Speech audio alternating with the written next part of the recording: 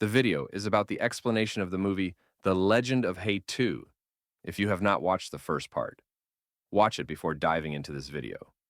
The movie opens with chaos. A guild hall is under attack. Warning alarms blare as spirits scramble for cover. Explosions rock the sanctuary as an unknown enemy strikes without mercy. In the aftermath of the attack, we see a mysterious confrontation.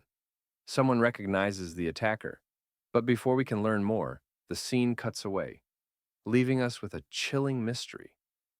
This attack on the Liushi Guild Hall sets the entire story in motion.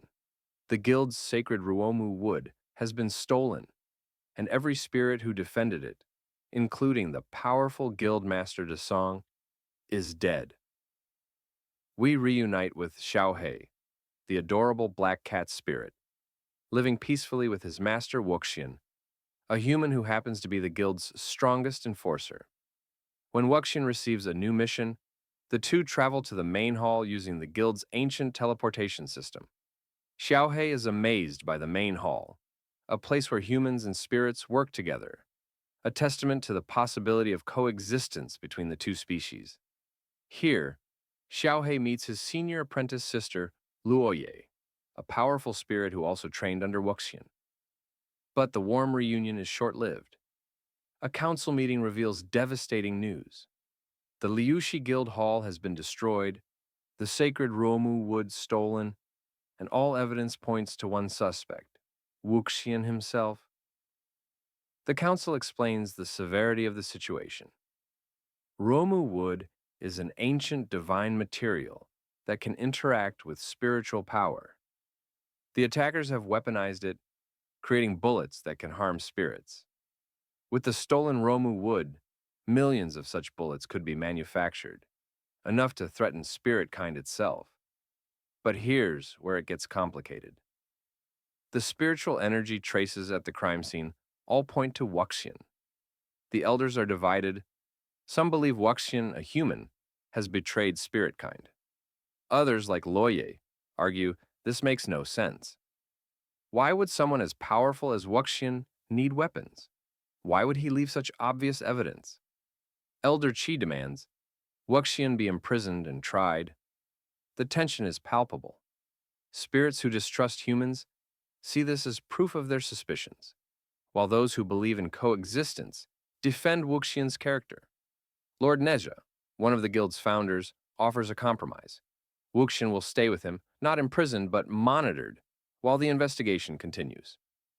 Refusing to let her master be framed, Loya takes matters into her own hands.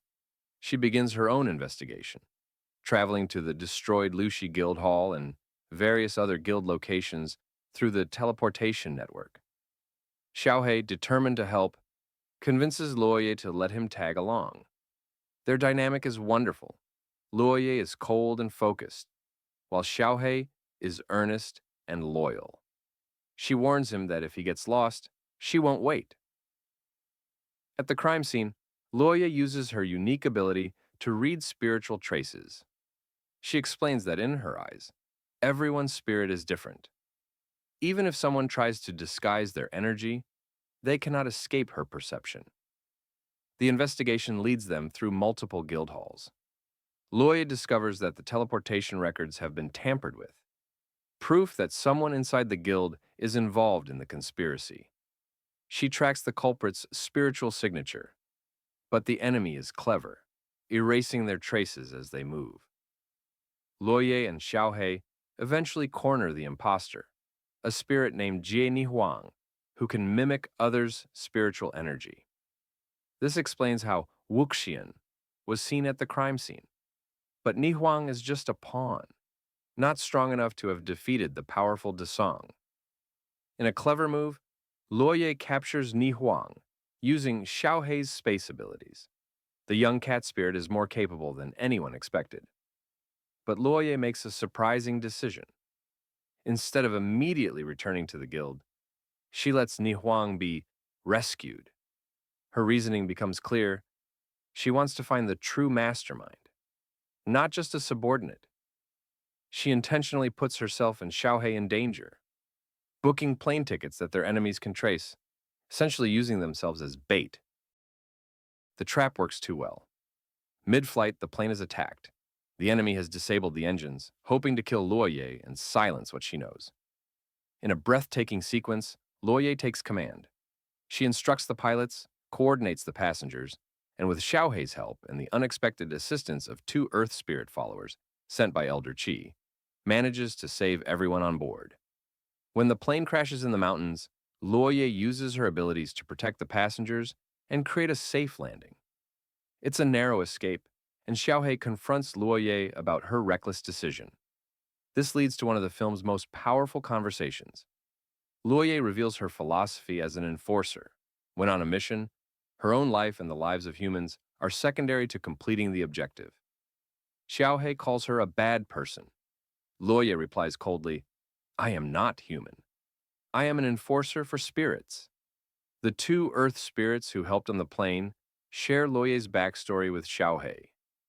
Before becoming Wuxian's disciple, Luoye had another master.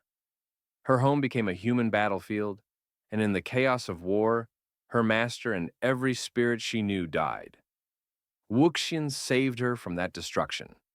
This revelation recontextualizes everything about Luoye.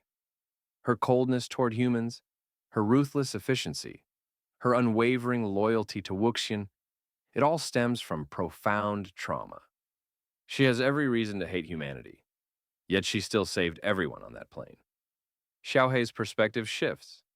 He doesn't think Luoye is right, but he understands her better. He decides to find her and continue the mission. Meanwhile, the Guild has located the Romu Wood at a military base in West Iolanmo, a country without diplomatic relations with the Guild. 30 Level 1 enforcers assemble. This is war-level mobilization. Back at the main hall, debates rage about the human threat. Some elders argue that spirits must act now before humans become too powerful. They point out that ordinary spirits can no longer resist conventional human weapons. In a few decades, will spirits even be able to defend themselves? Others argue for continued coexistence. The Guildmaster notes that humans have forged a new path with technology, and the Guild must participate in that journey or be left behind. Wuxian, still under Neja's watch, learns of the mobilization. He realizes the true danger. This isn't just about Ruomu Wood. Someone is trying to start a war between humans and spirits. He escapes Neja's supervision and heads to stop the conflict. Luoya's investigation finally bears fruit. Following the spiritual traces, she confronts the true mastermind, Ling Yao, one of the Guild's most respected elders and someone who appeared to be Wuxian's friend. Ling Yao reveals his twisted logic. He was once a supporter of human-spirit coexistence, but watching human warfare escalate and seeing how powerful Wuxian has become, he changed his mind. He believes war between humans and spirits is inevitable, and he wants it to happen now, while spirits still have the advantage. Ling Yao killed De Song when the Guildmaster refused to join his conspiracy. He framed Wuxian because Wuxian, as a human allied with spirits, represented everything Ling Yao feared, a bridge between the two worlds that might prevent the war he believes is necessary. A massive battle erupts. Ling Yao has set up a metal-severing formation that neutralizes Luoye's metal-based abilities. His followers attack from all sides. Just when things look dire, Xiaohei arrives. Using his space abilities, which his master told him not to use in combat because they're unstable, Xiaohei turns the tide. He systematically destroys the formation nodes, restoring Luoye's powers. The fight is spectacular. Luoye and Xiaohei work together, covering each other's weaknesses. Despite being outmatched individually, their teamwork and determination carry them through. Meanwhile, Wuxian arrives at the human military base, cutting through defenses to reach the Romu Wood before the situation escalates into full war. His display of power is terrifying, a reminder of why some spirits fear what humans might become. With Ling Yao captured and the Romu wood recovered, the immediate crisis is resolved. But the aftermath is complicated. Ling Yao makes one final argument to the guildmaster. He points out that his actions have given the guild a reason, proof of human aggression that could justify future action against humanity. The guildmaster coldly responds that they don't need such reasons. Ling Yao will not be sent to the normal spirit prison. No one will know where he is. His punishment is complete erasure from society. The Ruomu wood is returned, though one piece remains missing. Ling Yao's final reminder that the threat to spirits is real and ongoing. The film closes on a peaceful note. Xiaohei returns to his quiet life with Wuxian, getting ice cream and enjoying simple pleasures. Luoye returns to the guild, but not before sharing a moment with Xiaohei. The cold senior sister has warmed to her junior brother. She invites him to visit often. As Xiaohei waves goodbye, we're left with hope. The conspiracy has been stopped. The war has been prevented, for now.